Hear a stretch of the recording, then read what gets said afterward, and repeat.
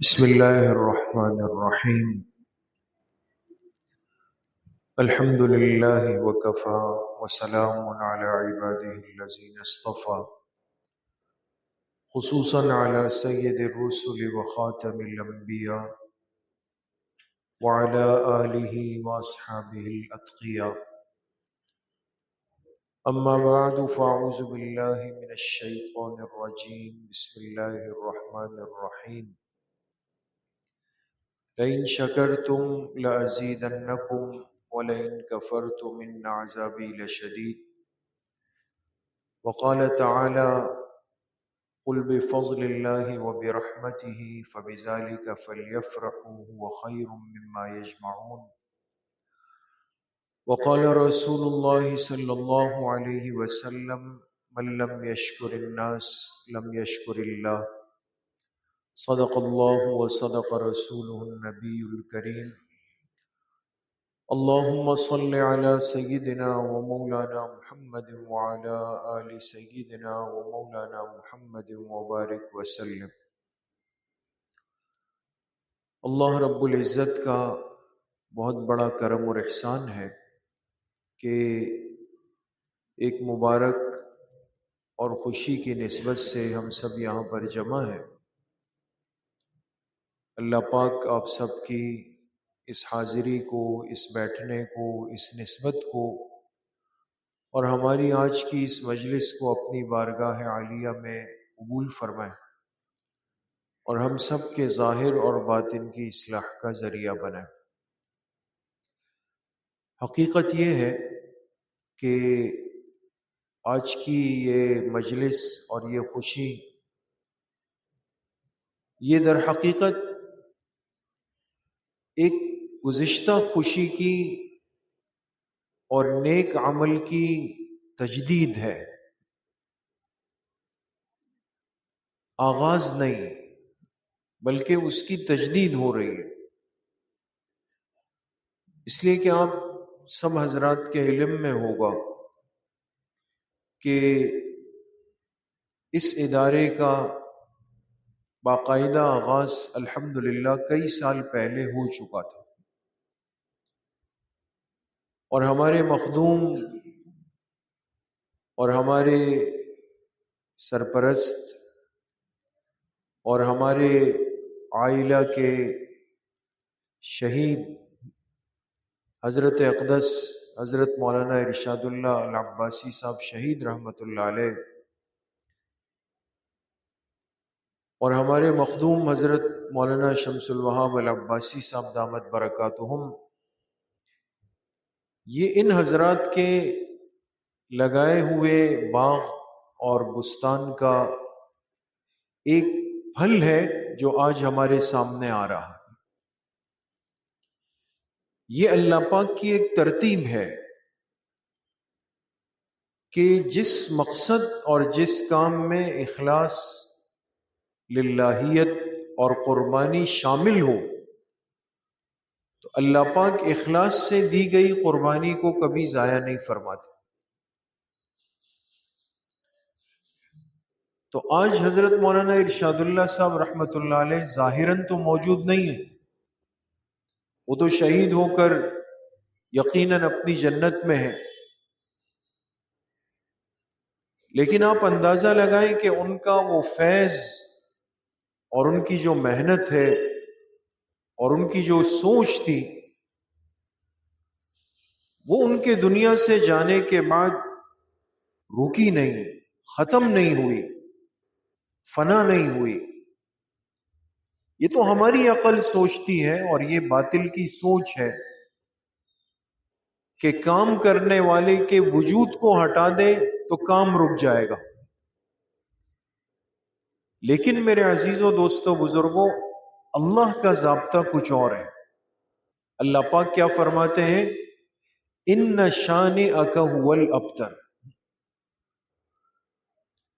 جب جناب نبی کریم صلی اللہ علیہ وسلم کی نرینہ اولاد، آپ کے بیٹے ایک ایک کر کے فوت ہو گئے، آپ جانتے ہیں کہ آپ علیہ السلام کی کل اولاد کی تعداد کتنی ہے؟ 4 بیٹیاں اور 3 بیٹے. چاروں صاحبزادیاں زندہ رہی، چاروں کے نکاح ہوئے اور ان میں سے 3 کی اولاد بھی ہوئی.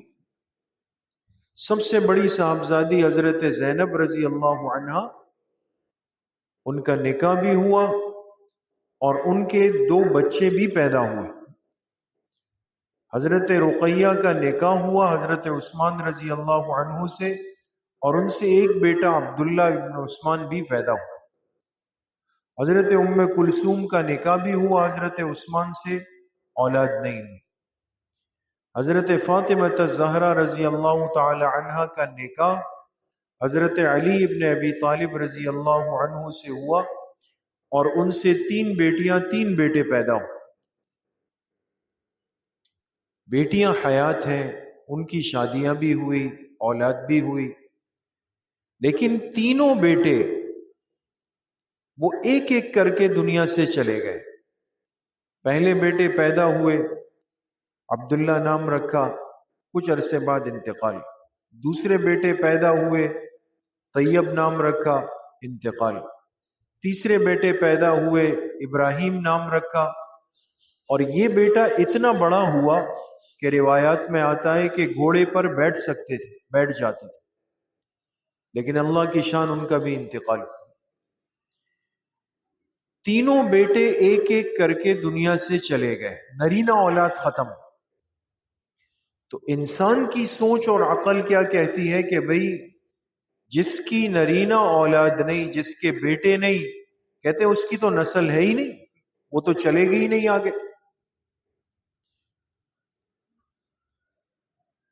تو یہ طعنہ دیا مشرکین مکہ نے اللہ کے پاک پیغمبر محبوب کائنات جناب رسول اللہ صلی اللہ علیہ وسلم کو کہ ان کی تو نرینہ اولاد نہیں، خود جب ان کا انتقال ہوگا تو ان کا دین ان کے ساتھ مٹ جائے گا.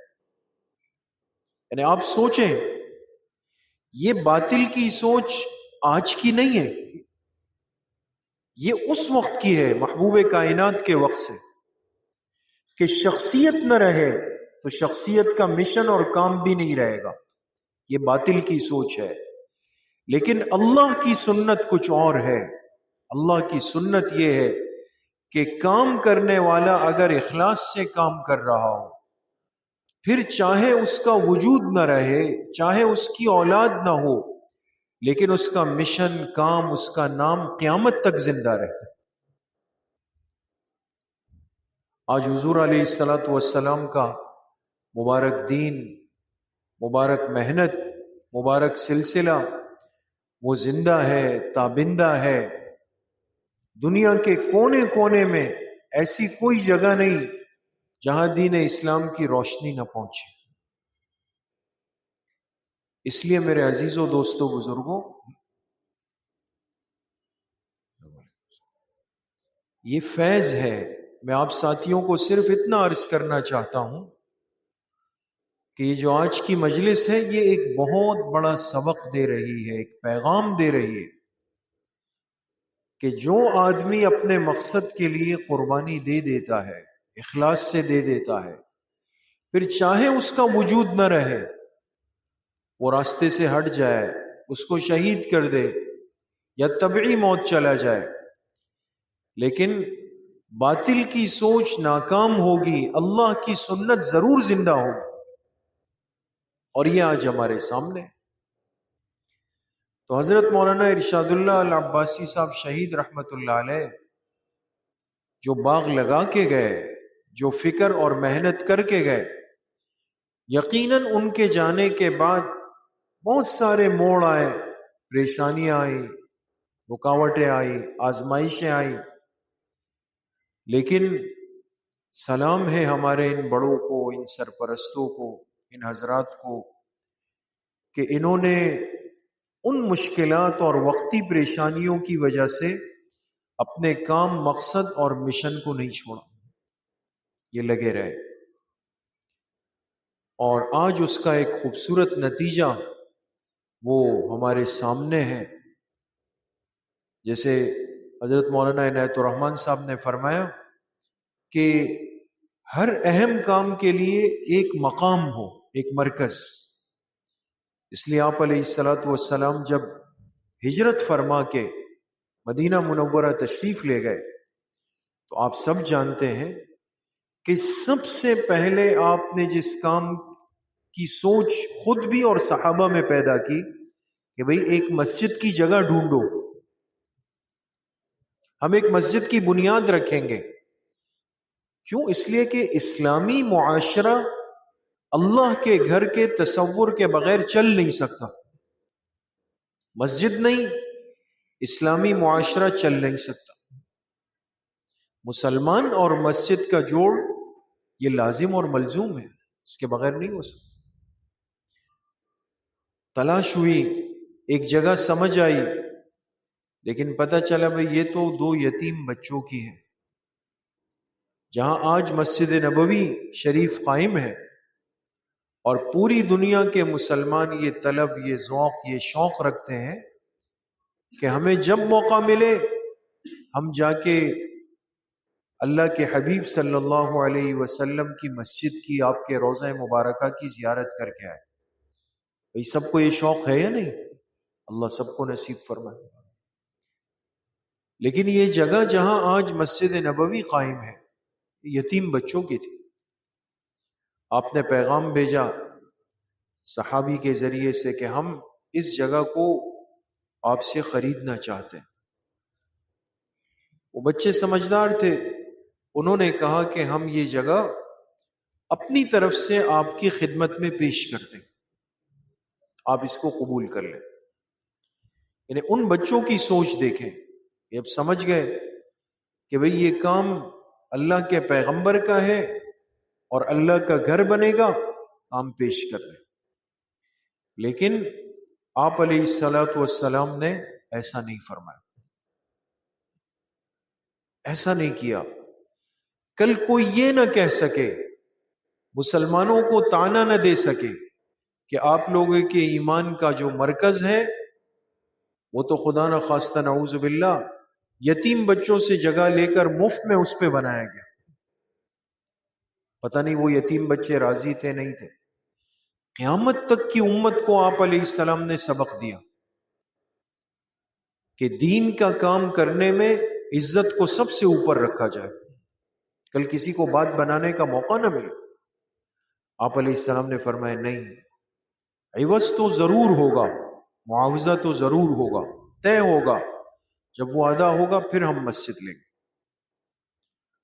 تو سوال یہ ہے کہ مکہ مکرمہ جہاں زندگی کے 53 سال گزر چکے، عمر کا اصل حصہ گزر چکا ہے، اب تو بڑھاپا ہے، ضعف ہے، کمزوری ہے۔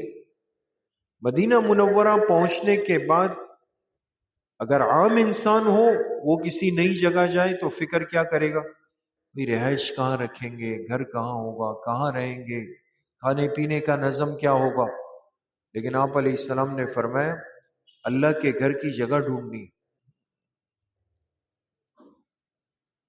تو مسجد نبوی شریف کی جگہ مل گئی، مسجد کی تعمیر شروع ہوئی۔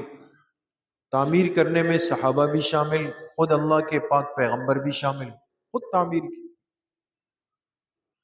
اور جب مسجد بن گئی، قائم ہو گئی، نمازیں شروع ہو گئی، تو پھر آپ علیہ الصلوۃ والسلام نے کیا کیا کہ اس مسجد کے اندر ایک احاطہ ایسا رکھا، ایک کونا ایسا رکھا جہاں وہ صحابہ آ کر بیٹھیں گے جو اس مبارک دین کا علم حاصل کریں۔ اس لیے آج بھی آپ جائیں تو مسجد نبوی شریف کے اندر وہ چبوترا ہے جس کو کہتے ہیں یہ اصحاب صفہ کا چبوترا۔ اصحاب صفہ وہ عام زمین سے تھوڑا سا اوپر ہے چبوترا، وہ جگہ جہاں وہ صحابہ آ کے بیٹھتے تھے جنہوں نے اپنے آپ کو اللہ کے دین کا علم سیکھنے کے لیے وقف کر دیا تھا۔ مسجد کے ساتھ مدرسے کا اور علم کا تصور جڑا ہوا ہے۔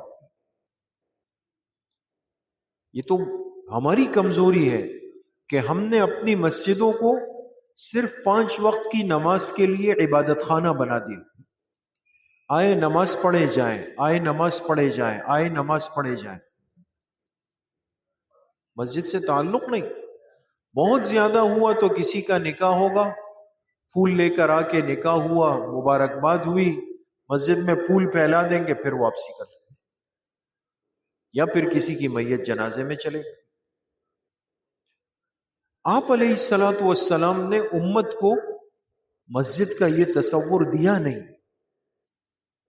مسجد تو امت کے لیے تربیت گاہ ہے دوستو، جس میں ایک مسلمان جب آئے اس کو اپنے دین کا، اپنی دنیا کا، اپنی ذات کا، اپنے گھر کا، اپنی خوشی کا، اپنی غمی کا، اپنے کاروبار کا، اپنی تجارت کا، اپنے معاش کا جو بھی مسئلہ اور معاملہ سمجھنا ہو، مسجد کے اندر یہ صلاحیت اور قابلیت ہو کہ وہ ایک مسلمان کے ہر مسئلے کو حل کر سکے۔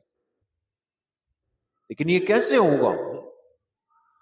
جب ہماری مسجدیں صرف 5 وقت کی نماز کا عبادت خانہ نہ ہو، وہ دین کا ایک مرکز ہو،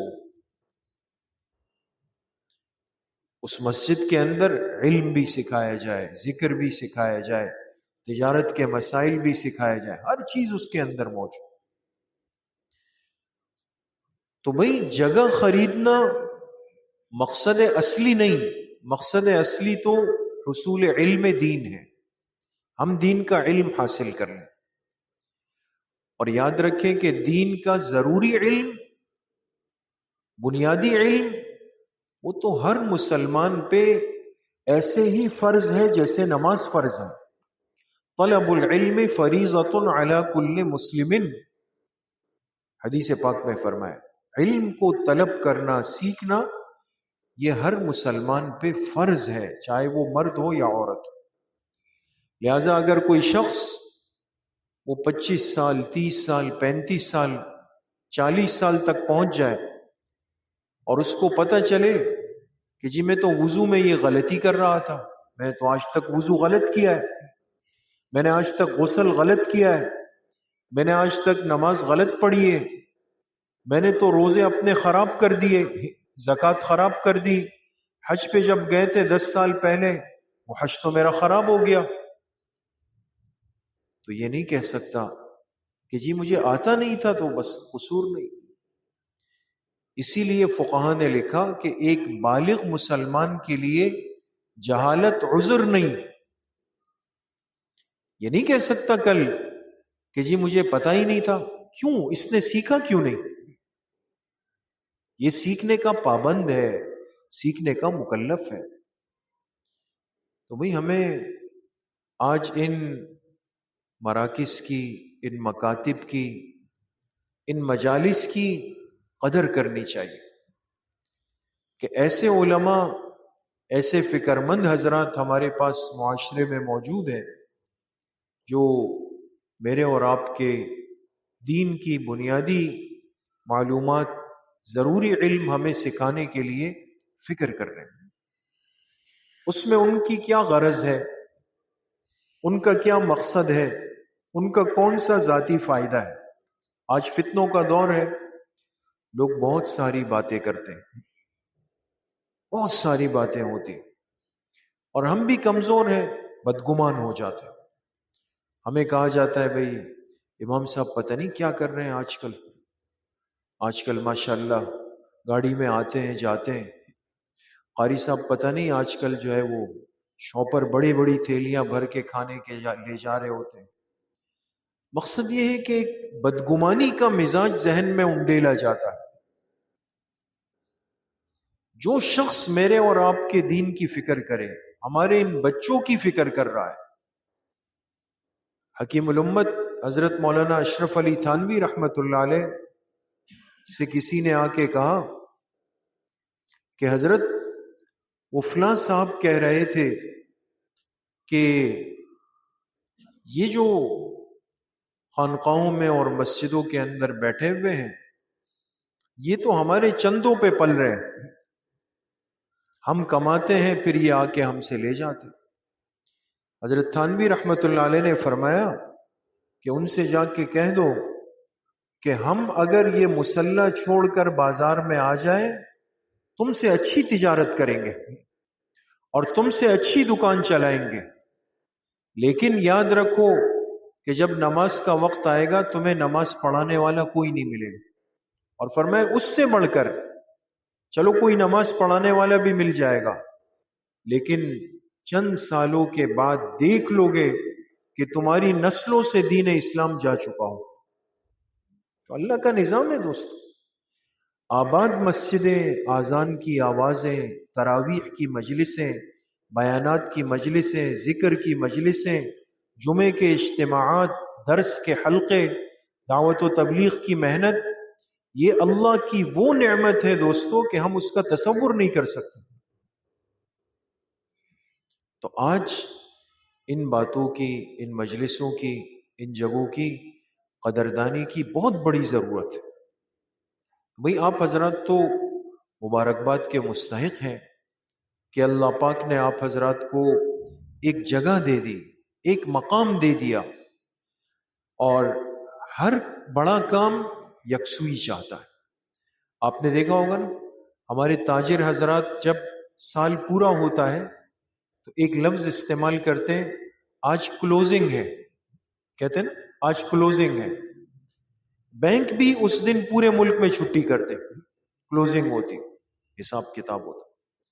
تو آج تک ایسا نہیں ہوا کہ کسی چھوٹے سے دکاندار نے بھی اپنے پورے سال کا حساب کتاب راستے میں بیٹھ کے کیا ہو، یا گپ شپ کرتے ہوئے کیا ہو، یا سب کے مجمع میں بیٹھ کے کیا ہو۔ اس دن وہ کیا کرے گا؟ بالکل یکسوئی میں، تنہائی میں، تسلی میں، اور اپنے اعتماد والے ساتھی کو لے کر حساب کتاب کرے گا۔ ساری پرانی ڈائریاں کھولے گا، کاپیاں کھولے گا، حساب کتاب کرے گا۔ کیوں؟ بھئی پورے سال کا حساب کرنا ہے، اس کے لیے یکسوئی چاہیے۔ کمرے کا دروازہ بند ہے، چائے اندر، کھانا اندر، پانی اندر، واش روم اندر، سب اندر۔ دین کا اتنا بڑا کام ہو، دین سیکھنا ہو دوستوں، وہ یکسوئی چاہتا ہے، وہ اطمینان چاہتا ہے، ماحول کی سنجیدگی چاہتا ہے۔ تو جب انسان کے پاس ایسی سہولت ہو کہ سیکھنے والے طلبہ اپنے استاذ کے ساتھ بیٹھے ہوں، چاہے وہ چھوٹے ہیں، بڑے ہیں، بزرگ ہیں، کوئی بھی ہے، کسی بھی عمر کے درجے میں ہو، اس میں کوئی منع نہیں دوست۔ ہمارے ہاں مسجد میں تعلیم دین کورس چلتا ہے 2 سال، اس میں یقین کریں 80 سال کے بزرگوں نے ہمارے ساتھ وہ کورس پڑھا ہے۔